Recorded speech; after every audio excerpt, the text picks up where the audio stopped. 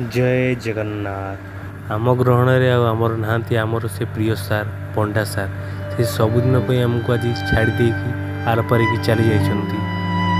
वर्तमान आपण मैंने देखिपे कि आम गोबरा पंचायतर एवं गोबरा उच्च विद्यालय समस्त छात्र छात्री एवं समस्त अभिभावक एवं समस्त साथी शिक्षक एवं समस्ते आज एकाठी पंडा सार श्रीयुक्त प्रहलाद कुमार पंडा शेष दर्शन करने आज समस्त जोगदे शेष दर्शन करने सी आज आम समस्त को छाड़ी चली जाइए आज समस्त को गोबरा उच्च विद्यालय को एका कर चली जाइए श्रीयुक्त प्रहलाद कुमार पंडा सार नाम कि आम प्रत्येकटी गाँव में प्रत्येकटी पंचायत सुपरिचित नाम थे पंडा सार जी कि कटकू आसुले आज से शेष दर्शन आम समस्त कर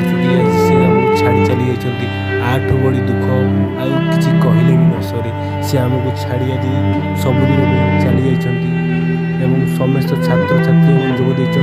शेष दर्शन करने यहाँ बड़ दुख आम पंचायत आम विद्यालय आ कि गोबरा उच्च विद्यालय से प्रधान शिक्षक थे शिक्षक भाव कार्य करते से आमर गणित विभाग एवं विज्ञान विभाग